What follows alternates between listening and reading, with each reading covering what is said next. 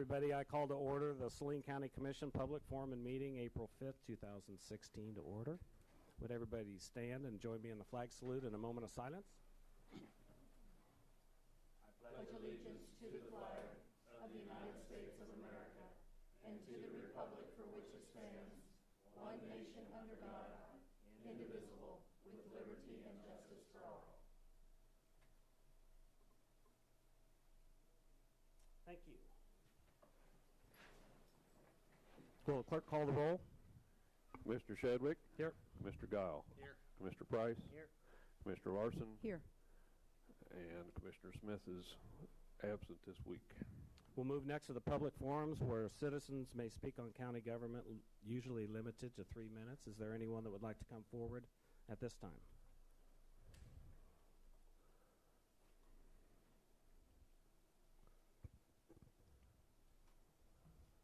Good morning, Commissioner. Morning. Ray Ruska, 235 North Santa Fe. Last week I brought up an issue, and John Price was the chairman, acting chairman, and the issue was about the announcement agenda items.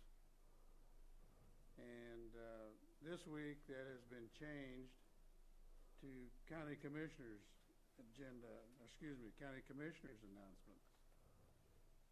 I spoke with Mr. Shadwick, the chairman, upstairs earlier, trying to figure out how to solve this issue, and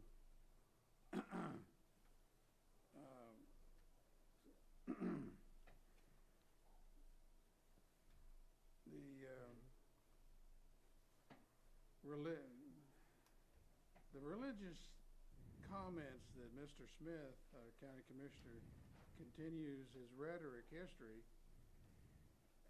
about religion should not be allowed in a public meeting unless the public can respond to it.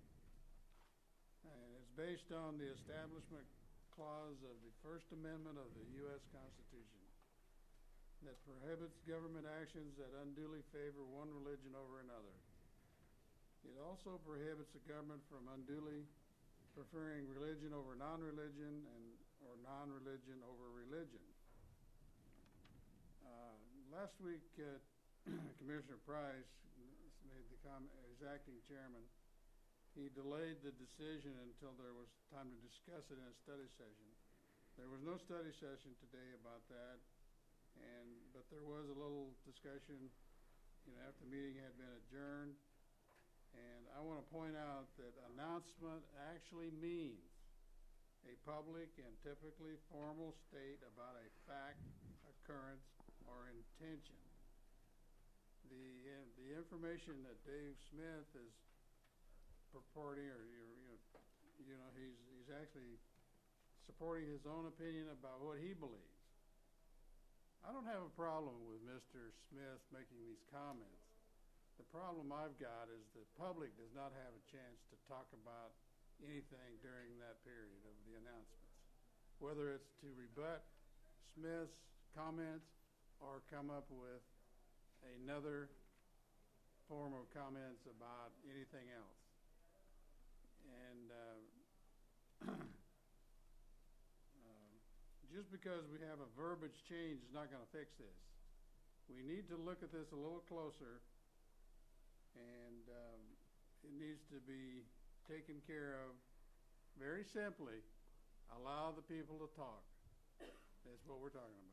And so let me ask you a couple things. First of all, this is your time for announcements. This is the public's time for announcements. So you do have time. Second of all, if we look at it closer and it still doesn't please you, you'll still be up here again.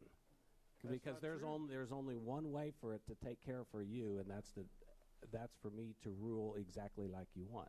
I want you to rule about the Constitution. I don't want you to rule about what Ray likes or dislikes. You need to rule about. So the Constitution.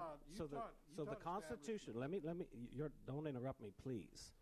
You're saying the Constitution says something about how county governments are run, like the agenda. Clause. Have you ever read the Establishment Clause? Yes, I have. And you taught that, didn't you? You just read it to me in just a little while ago. does that say anything about how county commission meetings are ran? Well, So anyway, the other thing is, if any of my other fellow commissioners feel any differently than I do, then I'm happy to talk about that too. Well, I think on number 9, it says county commissioner announcements. Our clerk makes a lot of announcements, so it's not just county commissioner. Right. I think that's poor wording probably. That's fine. It's our information that we pass along. It's always been that way here, hasn't it, Don? We've always done that at the end of the meeting, gave information. Not always, no, sir. But I mean, Since you gentlemen have been here and ladies have been but here. you've always told people about elections and things. Yeah, I try to make a public announcement about. That's an announcement. Yeah. So I think is a place there for announcements. Right. But I personally, I like hearing what Dave has to say, but I don't see why he couldn't say it right at this time too, instead at the end. I think he wouldn't mind that at all. I think we can move it up, and then you could wait after he says his thing, and you could come up and make your statement. so then he That'd be puts pretty on easy. puts on a different hat. No, I'm a he's not. citizen. He's a citizen. He's Yeah, got a I right to say. understand that, yeah. I've got a right to say. Yeah. So I think we could just do it at He the puts start. on a different hat and he talks in public forum. And then the public does have an opportunity to rebut it. I don't see. I think that could work. Don't you? Any other comments from down here? And we did talk about putting it on the agenda and discussing it next week. And that's what I wanted to do. I didn't want to make a decision while Monty's gone. That's not my position. Well, so I thought I had- This is, if this continues, and I'm not one to make idle threats about anything, but if this continues, perhaps the ACLU should become involved about religious comments in open public meetings. Now, that would just create a bigger issue. I mean, all of a sudden, we got somebody else looking up our business here in town. I don't want that, but I want it to be resolved so that the public has the opportunity to speak. Well, and Mr. Ruska, I don't want this to turn into a debate. Before you know it, we've spent more time on the when we should do announcements and rebuttal and whatever, and I am a little bit offended that you stated that in the form of a threat. So It's not a threat. you said I you don't. just said perhaps. I You didn't said you say don't make threat. idle threats, and so But it's a perhaps the ACLU should look at it. okay. So I didn't sometimes say I was going to do it. sometimes you just need to let it go. Well, in this particular case, I'm right. And you need to look at it a little more closely, or the county will be defending themselves over a non-issue. All you got to do is make a right decision and make this problem go away. All right, thank you. Anybody else would like to come forward at this time?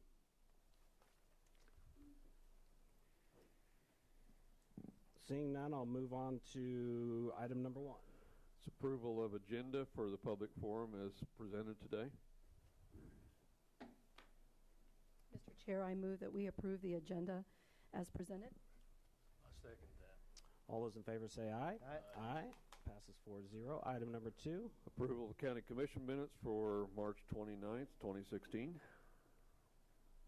I make a motion that we, Mr. Chairman, I move we accept county commission minutes for March 29th, 2016 as presented. I second that. All those in favor say aye. Aye. Aye. Passes 4-0. Item number 3.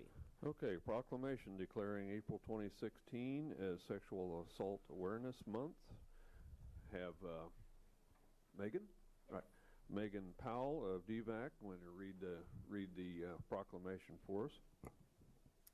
My name is Megan Powell with DVAC. I'm the sexual assault advocate.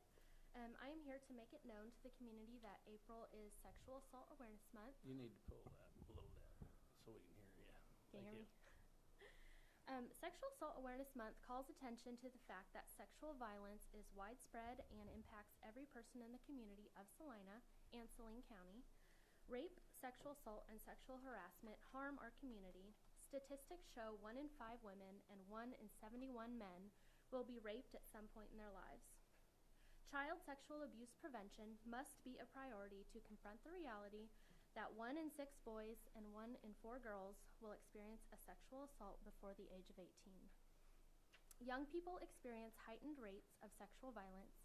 Youth ages 12 to 17 are 2.5 times more likely to be victims of rape or sexual assault. College students face high rates of sexual violence on and near campus. as 1 in 5 women and 1 in 16 men are sexually assaulted during their time in college. We must work together to educate our community about sexual violence prevention, supporting survivors, and speaking out against harmful and perpetuating attitudes and actions. With leadership and dedication, prevention is possible. It is time for us all to become aware and educated and take action as a community to create a safer environment for all members of Saline County.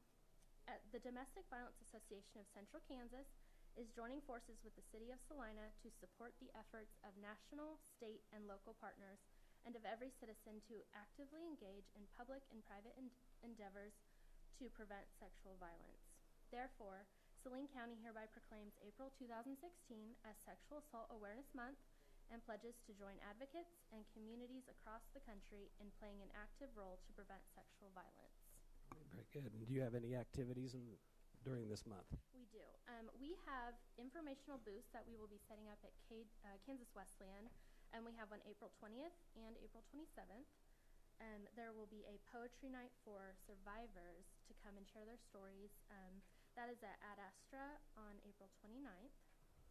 And then we also have an online campaign running through our DVAC Facebook, where we just update the community on statistics and national campaigns and things like that.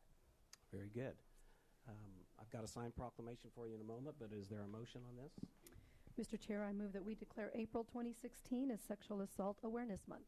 I'll second that. All those in favor say aye. Aye. Passes 4-0.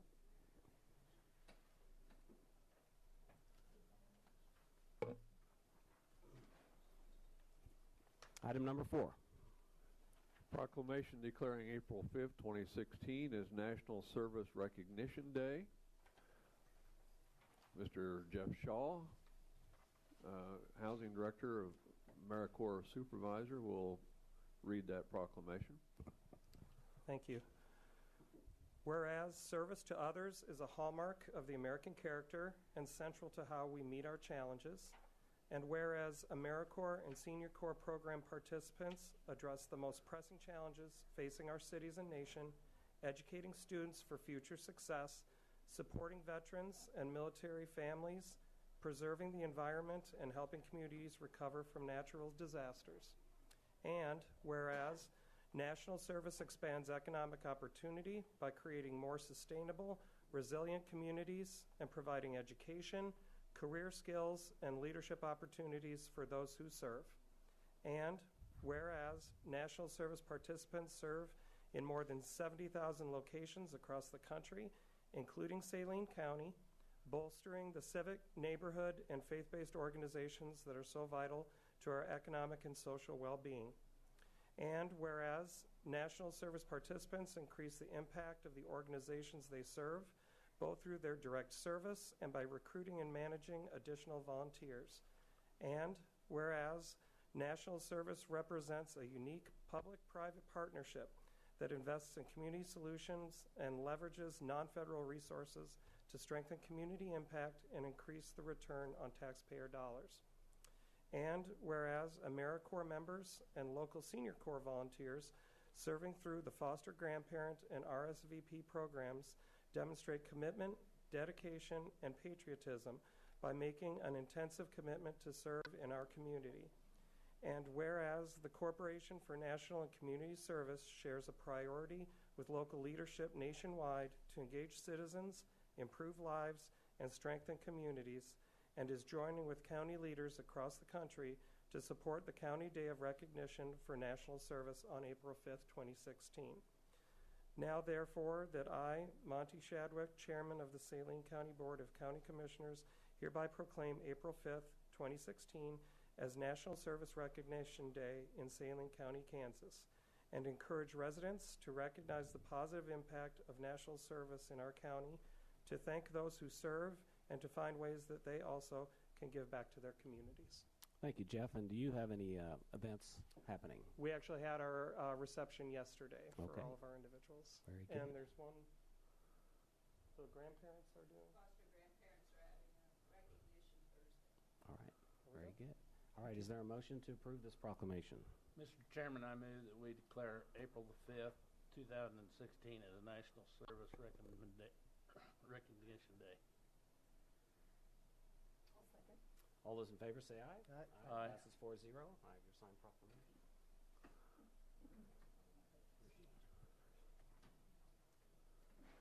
Item number 5. Proclamation declaring April 4th through the 10th, 2016 as Public Health Week. Have Jason Tiller here, our Health Department Director, to read that proclamation for you. Good morning. This proclamation of Saline County, Kansas. Whereas during the first full week in April each year, the American Public Health Association brings communities together across the U.S. to observe National Public Health Week. And whereas this year's theme, The Healthiest Nation 2020 or 2030, encourages public health professionals, healthcare providers, decision makers, and residents to partner together to spur the community to make the healthy choice the default. And whereas Saline County is a proactive supporter of health, and whereas National Public Health Week provides community members with an excellent opportunity to make small changes that will have big impacts on this health. Now, therefore, be it resolved that April 4th through 10th is designated 2016 Public Health Week, and encourage all residents to invest in their health today instead of their sickness tomorrow by eating healthier, being active, and quitting tobacco. Very good. Any events that you have? We've got social media events that are covering past public health improvements, as well as current public health issues that are ongoing across the nation. And I do have one other short thing I would like to read, if Please. I may. During National Public Health Week, we would like to emphasize that public health overall seeks to improve the community health through a variety of actions, education, and initiatives. Although we at the Health Department are a driver of public health, no one agency can do it alone. It takes many hands focused and committed to improving the community health. Some are partners in efforts, while some have a focus on specific areas of health, but all have big hearts and determination for the people of this city, this county, and this state.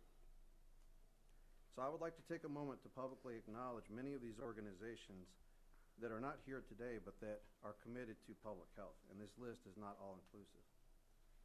Live Well Saline County, Salina Area United Way, OCCK, Central Kansas Foundation, Salina Family YMCA, Central Kansas Mental Health Center, USD 305, 306, and 307, Salina Regional Healthcare, Salina Family, Circles of the Heartland, Heartland Programs, Saline County Perinatal Coalition, Saline County Tobacco Coalition, Salina Parks and Rec, CAPS, Tammy Walker Cancer Center, DVAC, Ashby House, Salina Rescue Mission, and many more. All working together with the focus of improving the community health of this county and this state.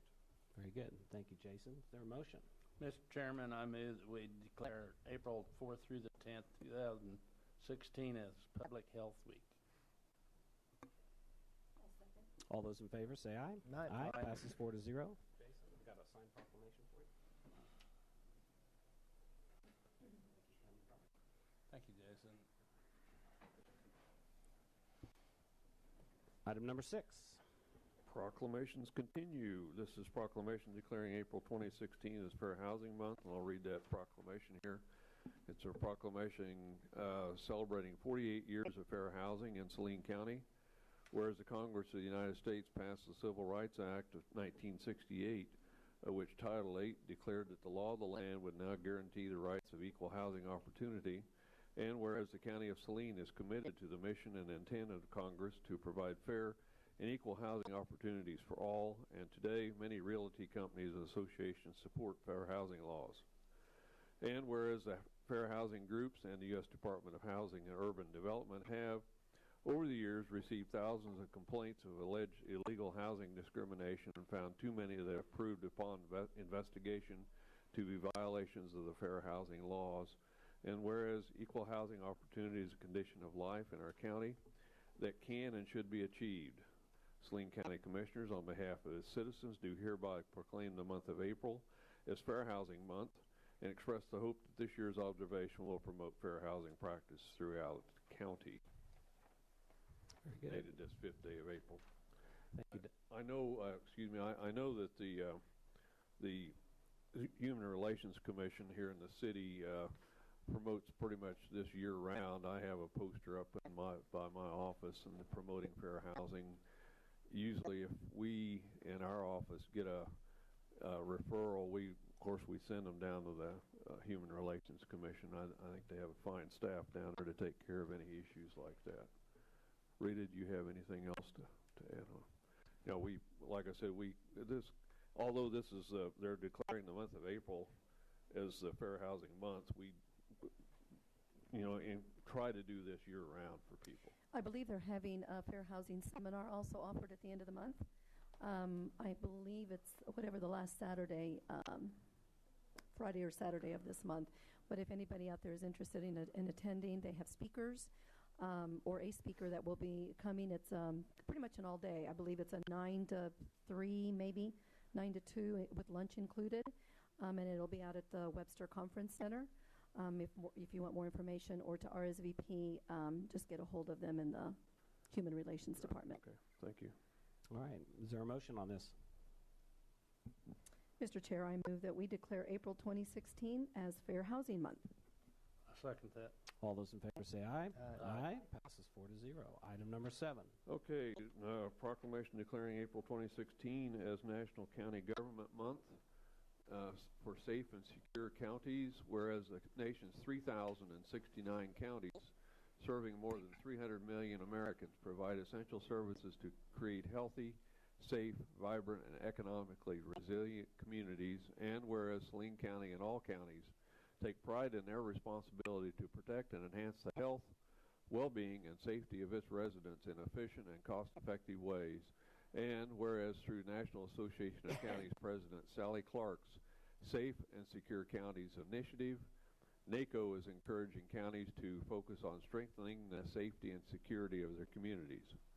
And whereas in order to remain healthy, vibrant, safe, and economically competitive, Americans' counties provide public health, justice, emergency management, and economic services that play a key role in everything from residents' daily health to disaster response.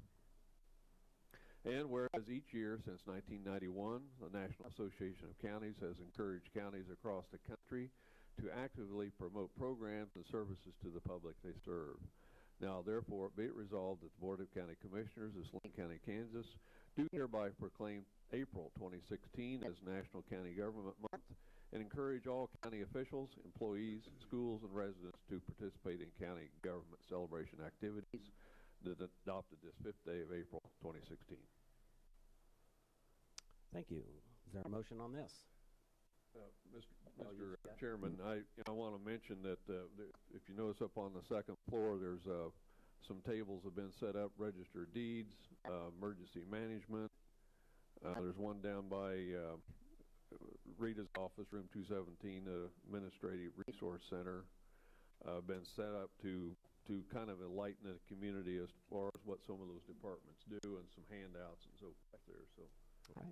There is also a table down across the hall in GIS too. Yeah, GIS has got one here. So, and for all of you that attended the KAC meeting in Wichita, Sally Clark was there, which is the president of NACO this year.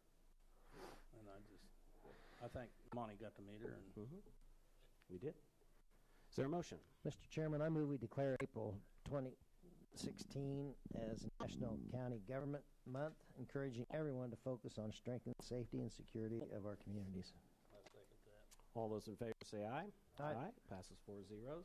That was a lot of whereases for one day, but all very important. well, item number 8, I don't think it's a proclamation. Doesn't look No. like. I don't know whether Neil and Gary have whereases, but at any rate, it's Road and Bridge and County Engineer update. I'm going to Gary, leave them out. Gary Nash, starting off as Director of Road and Bridge. Thank you All right. for coming, gentlemen. Thank you. All right, we got the Road and Bridge Department update for February and March. As far as departmental forces, some of the training we've done, we did an ICS 100 and 700 FEMA training class for all the guys for emergency management. We also did defensive driver training through K-Works, and then we also did flagger training from K-Works. As far as the rural operators, what they've been doing out in the county, they've been doing a lot of ditch cleaning and laybacks in several of the territories. A lot of tree trimming, and then a lot of aggregate retrieval, and then some culvert and box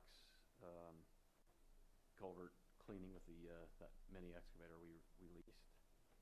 As far as work completed, we've done trash pickups throughout the county.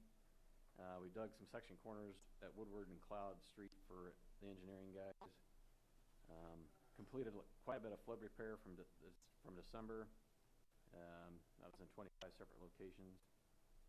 And then we completed 54 out of 59 tasks that we had from the bridge maintenance list, which is approximately 91% complete. And that's what some of these pictures are here, some of the bridge work that we needed to do. So kind of had a before picture here, then after. So cleaning it up.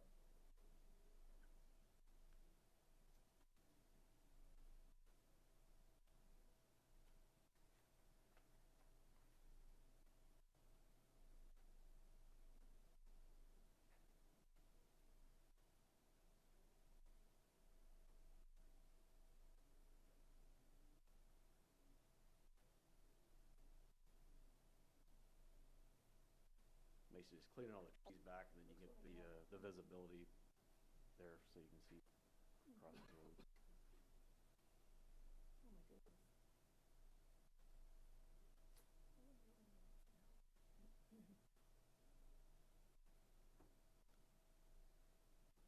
And this is some repair. You'll see the rubble they put down there to keep it from washing out.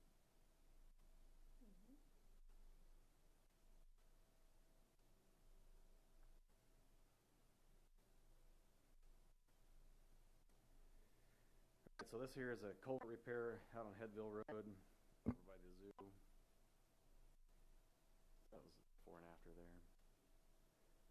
Selma Road culvert repair. Hold on. All right, so that's what it looked like before. During, after. Did a culvert replacement on Muir.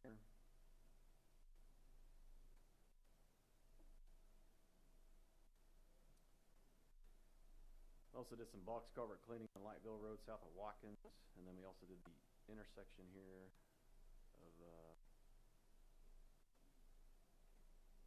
got one more culvert repair here, Armstrong Road east of Powers Road. So we cleaned that up quite a bit. That looks really good. Noticeable. All right, so culvert cleaning. This is out on Home Motor and Halstead.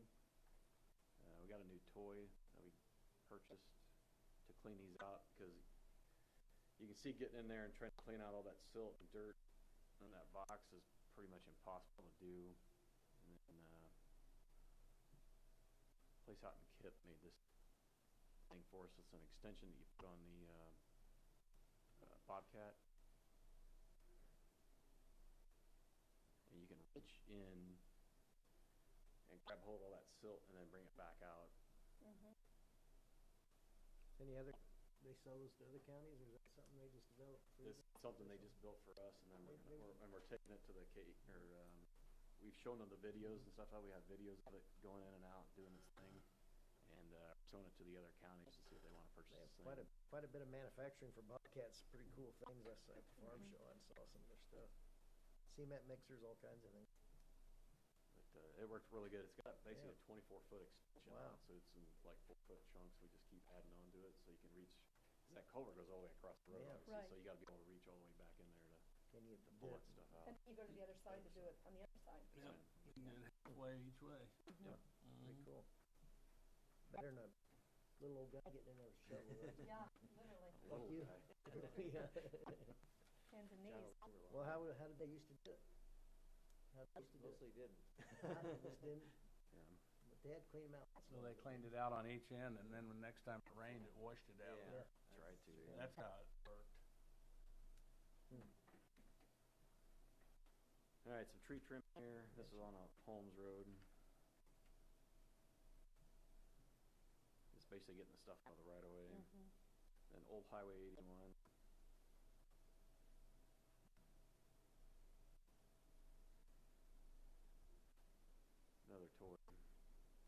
this thing is it's a tree and brush cutter, and then it also does stumps. So once the tree's cut down, then you can take that thing and just completely grind the stump down on the ground. But it also, you can take it right up to a tree and it just mows it down. It's pretty neat. Did we buy that or did we rent Yes, sir. that? We bought that one. Okay.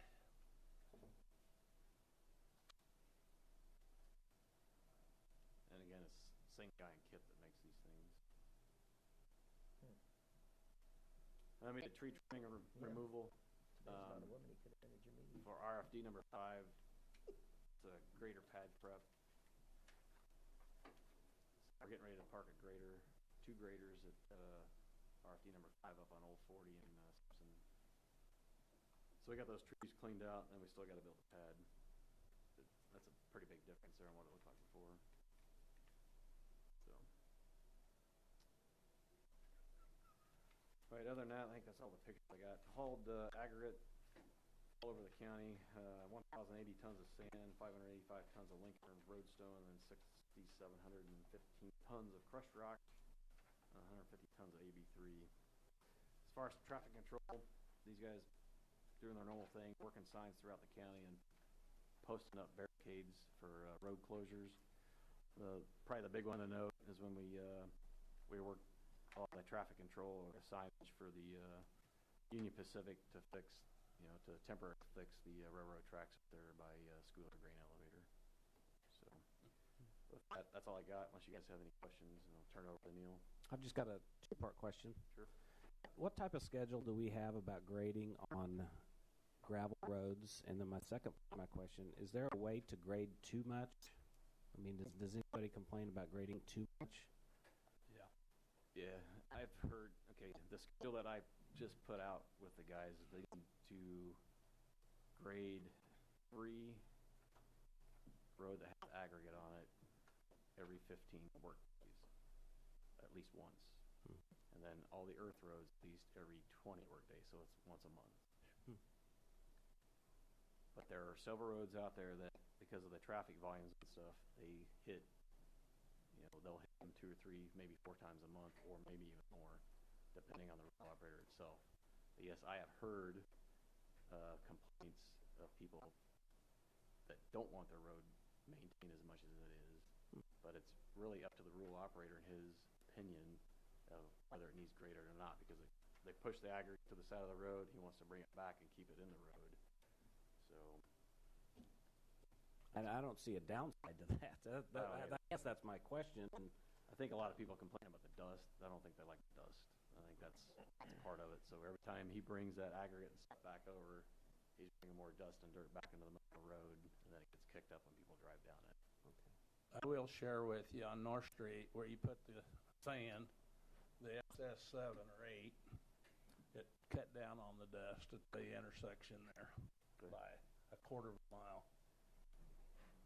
And that's the thing that I can see. If you do put sand on that gravel after you get the gravel on there, it does shut down on that white dust out of that limestone. Helps quite a bit. Yes, sir. I was at the farm show last week. Of course, we see a lot of farmers at the farm show.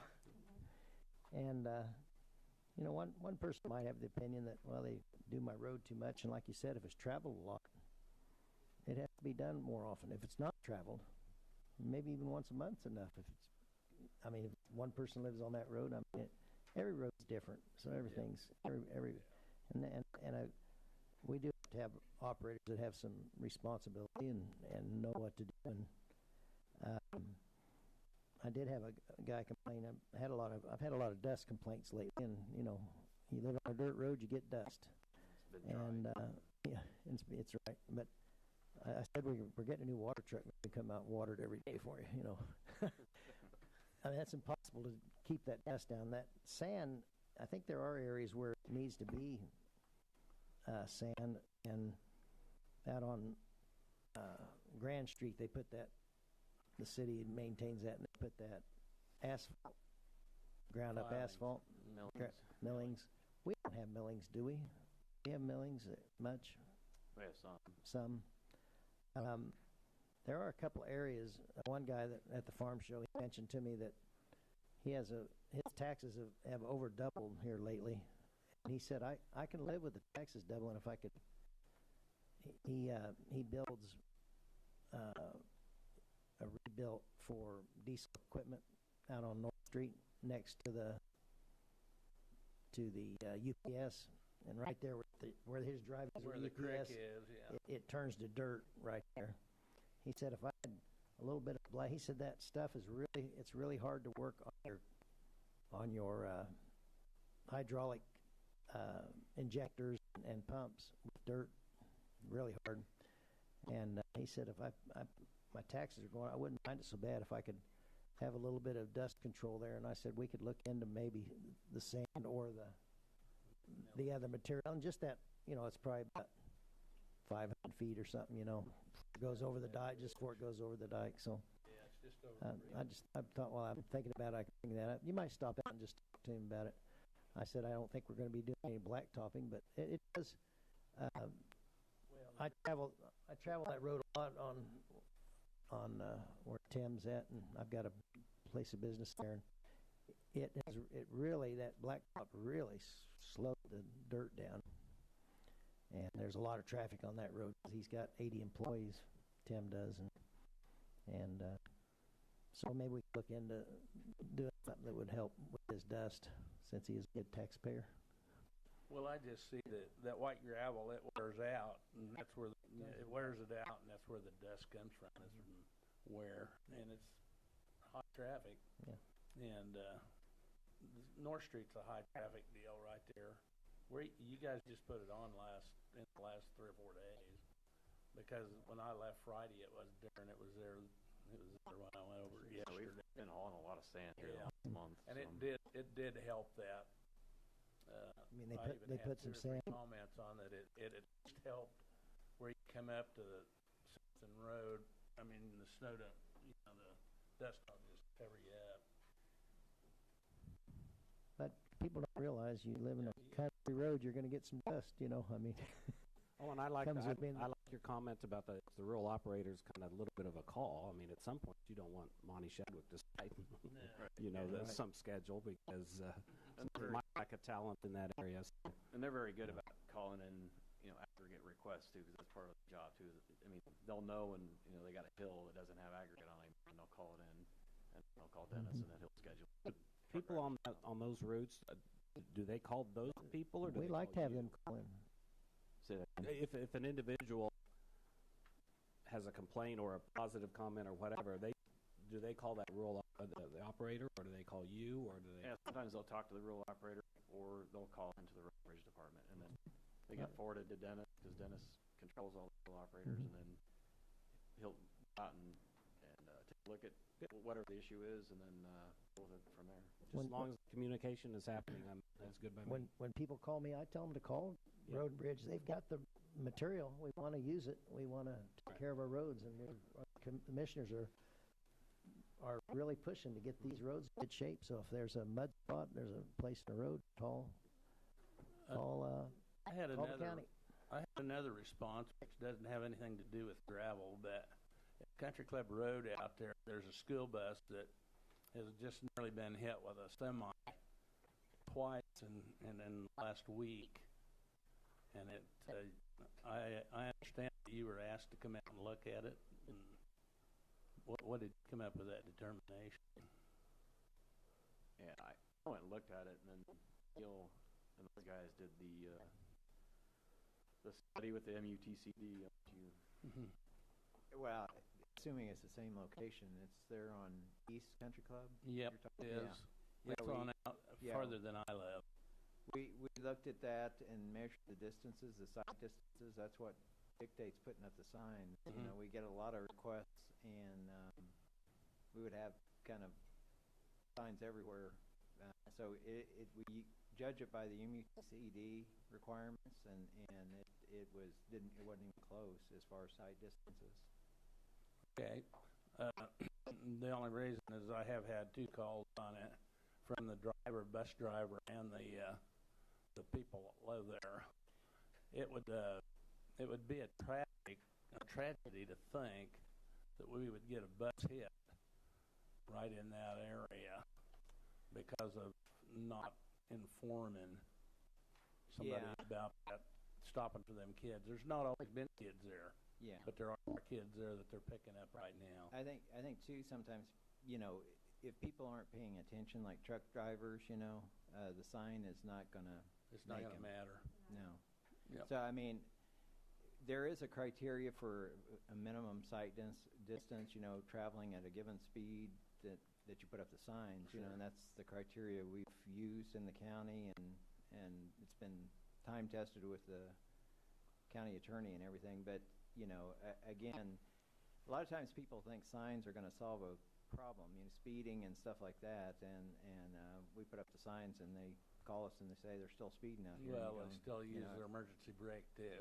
I mean, even though the signs are there. Yeah, we're aware of that. Inattentive driving is, regardless how many signs you put up, doesn't correct it. If people are texting, like possibly, whatever the causes of an accident are. Sure. In fact, my first slides are about an accident and the results of it. So it's, they happen on straight sections. They happen at intersections that we had a fatality once out in the county, and you could see for a mile both ways from the intersection. They still hit each other. Yeah, this here's right on a hillside, as I remember. It's at the bottom of the hill. I mean, I haven't been out there. All I know is when they made the call, I know where they're at. Yeah, I do know it's right on a hillside, and I do know that a lot of them grain trucks, they're not running 55 mile an hour. They're running closer to 70. Yeah, which becomes an enforcement issue then. Yeah, too. we need to probably take a look at that. Okay. All right, Neil, you want to go ahead? This is the engineering division report for February and March, and like I say, I think I can figure out how to use I'll push the buttons. There we go. Spin the wheel. Yeah, we'll start out with something that's just happened here on Friday. We had an accident on South Old 81. We filled the commission in this morning about that. We have some photographs kind of the actions we've taken since the accident. This was south of Phillips Lighting, between there and Dower Implement, or Farley Road, if people know where that is. And we had a small pickup that hit a semi head-on, and we learned on Saturday, I guess they called Gary and told him that the road conditions were really deteriorated because we got a fuel spill, which neither of us were aware of on Friday. But anyhow, you can see here we've got basically a chaining pin, and the asphalt is so soft you can kind of just push it in. And diesel fuel we lost about 60 gallons of diesel fuel were spilled there on the pavement, and it really did kind of a number. It's actually, diesel fuel is often used to clean up asphalt in trucks and stuff, or it used to be more so. I think OSHA rules are against it now, but I'll just go through these pretty quick. The pavement is just kind of like it really destroys all the stickum in the asphalt, and it just turns kind of to black sand, and you can kind of see the conditions there. So Gary and I met with APAC representatives out there yesterday. We were kind of it's not really a good solution once it's in this condition. So fortunately, APAC responded quickly and came out with us and looked at it, and knowing that it's going to be warmer today and that the diesel was already penetrated in the asphalt, we decided the best course of action was to get as much of that diesel out of the pavement before it could soak any deeper. So they brought their mill out there, which is the picture here, and they milled up the worst parts before we could penetrate any deeper. We did get a visit from KDHE yesterday too, and we were cleared to just put that milled material onto the shoulders and just blade it out as kind of an edge wedge or along the edge of the pavement for cars that leave the pavement. So anyhow, go through these pretty quick. So the depth of the penetration is anywhere from 1.5 inches to over 2 inches, and so they milled out those areas, and it's really hard to tell from the pictures, but that vertical edge of the asphalt there next to where they milled is just basically mush. Yeah, people will probably remember that drive that route. We had this closed just last fall. We were putting over the overlay, and it was quite a nice overlay, and drove pretty good. So it hit us kind of hard, and we're going to end up with a big patch section out there. So there again, you can kind of see the condition of the asphalt. It just turns it into black sand, more or less. So, and then Gary had the road and bridge folks bring out some soil material to try and blot some of that diesel up. That's the whatever free diesel we can pick up by blotting. So there is some soil been spread out there if people see that on the site. But after we met with the commission this morning, I was in contact, or tried to contact APAC to see if we could go ahead and get the overlay done and get that road section open. We're hoping, again, we're kind of at the mercy of their schedule, but we hope that possibly it can be done yet this week. But again, I haven't yet talked to them, so this is kind of unexpected for them too. They've been extremely helpful, and we're really thankful to APAC who responded so quickly. For us just to drop in cold yesterday morning, and they were out with the mill yesterday afternoon, is pretty incredible. Anyhow, moving on. Just projects completed during the February-March time frame. We have the Lapsley Road Bridge project, King Construction, and this was kind of the end of February. They were placing the Corral rail on the bridge, and just a few real quick pictures of that operation. That's kind of the last thing on the bridge. And they're rubbing the concrete, finishing the concrete. Still pretty cold out there at the end of February.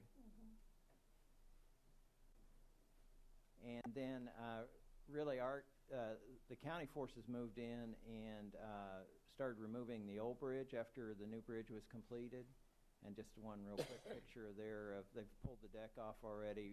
The county recovered those beams and will use them elsewhere on other projects. So we're kind of big into recycling. So we're a huge recycler, actually. Road and bridge, our millings and stuff like that. Everything we reuse when we can. And there's the new bridge. Looking across it real quick, and way too many pictures of it, but that's what you do when you're an engineer. Just take pictures. Very nice. Neat looking bridges. Very nice. Yeah, it's a nice. They all turned out really nice looking. So I think it's something Saline County can be proud of, and it'll be out there for 100 years. Only? More or less. That's an approximation. And just to remind you, that's what it looked like not just a little bit over a month ago. So it's kind of amazing how quick that finishes up. But it's a nice bridge. And then moving on real quick to other projects underway, we have the last of the 2013 reinforced concrete box package, and that's the one on Rose Hill Road, 4/10 mile west of Solomon Road, and Reese Construction is the contractor. During the February-March time period, they were putting the final concrete pours of the wing walls on the bridge, and too many pictures of that. So anyhow, there's the completed structure, and that's what through March it's set there looking like that. And I'm sure we're trying the patience of the people that live down that way, but it's neither by Saline County's desires or the contractors that the soil is just saturated out there, and he's been out there working it back and forth to try and get it air dried. We can't really backfill with saturated soil. And the earthwork contractor's back in there, and even yesterday he was working a little bit off to the side and sunk his front end loader and almost got it stuck irretrievable out of there. So it would have been a kind of big lawn ornament or something, but he was able to work his way out of the side area. But We hope to have this done late this week or early next week. We'd hoped for earlier, but again, it's still wetter than we'd like to work with. Anyhow, this is just yesterday what it looked like out there. Again, he's on site and he's doing everything he can with what conditions we got to work with. And then moving on to our 2015 reinforced concrete box package. We've got the last one in that package, and that was the Simpson Road box, and that was 3/10 mile north of Schilling Road. Again, it's Reese Construction. Just go through it real quick.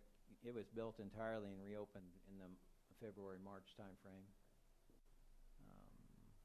Building the base slab and the formwork and for the top slab and the wing walls, placing the aprons and the finished apron in place, and then the top slab. And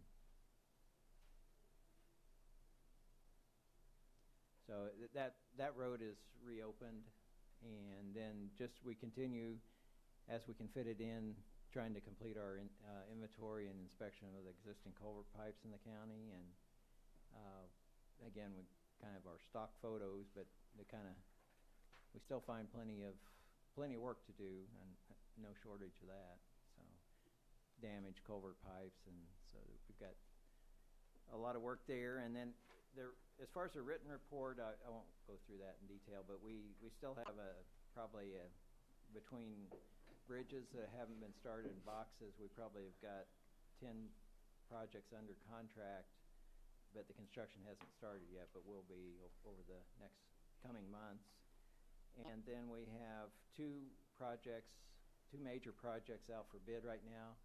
It's the asphalt work, which bids will open on April 11th, and also the Waterwell Road Bridge in western Saline County. That also opens on April 11th. So both those are nice projects for the county. So I might also point out too, real quick, one project you awarded last month in March was a crack sealing, and that started yesterday. And so they're working on North Old 81, and we visited with the commission earlier this morning and got kind of an extension to that contract to do some additional work. And Gary and I went up there right after we met with you, and it actually is going quite well. We visited with them about traffic control concerns that we had heard about this morning. So it's looking good. And that's a really kind of a neat project. It's kind of a joint venture between the county and the private contractor.